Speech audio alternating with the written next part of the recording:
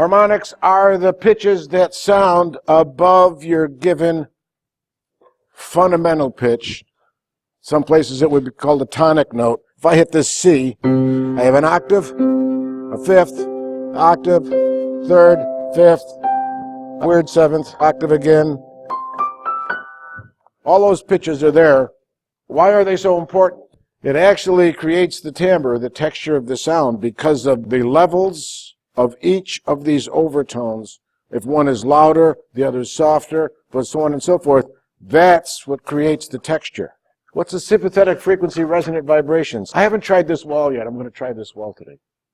It's got a nice pitch. If I come over here with the bass amp, and I put the bass amp over here, when it gets that pitch, it's going to excite this wall, and then this wall is going to move the air, and therefore that particular pitch or frequency is going to be louder, but only not as nice and neat and sweet loud like it would be coming out of a speaker that's built to do that. It's just an ugly wall that isn't built to be tuned or pitched right. So it gives you that boom sound, you know.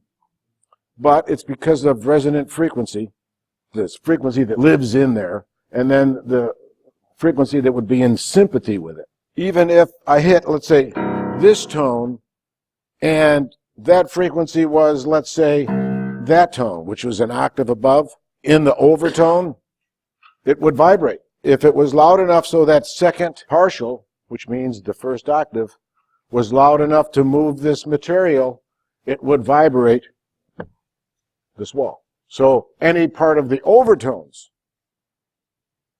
will affect the resonant frequency and be in sympathy with.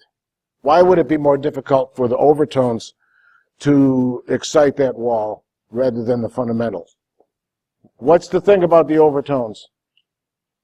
Diminishes by 2 decibels. If we've got 10 for the fundamental, the first overtone is going to be 8, the next overtone is going to be 6. Okay, what could possibly happen that would cause our texture to change while we're recording? How do we create this problem? Multiple mics. What happens with the multiple mics that create the problem?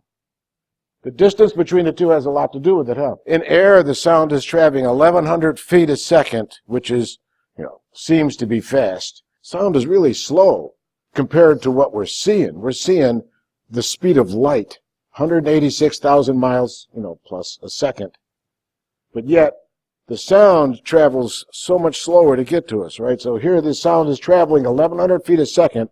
When it hits the one mic after 8 or 10 inches, goes 186,000 miles a second down there, and then travels really slowly over to the other mic and leaks.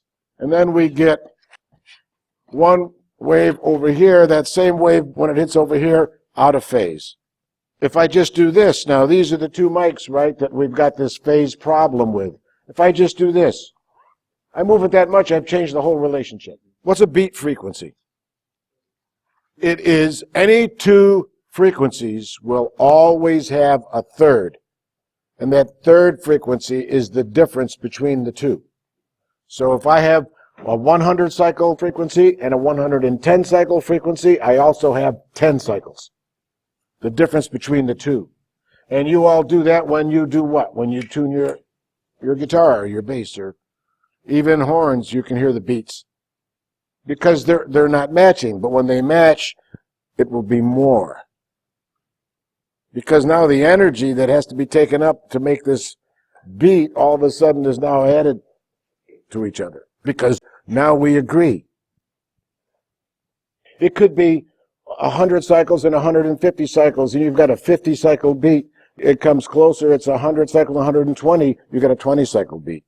100 and 105, you've got a 5 cycle beat. When you're right on, that energy that it took to make those beats is now added.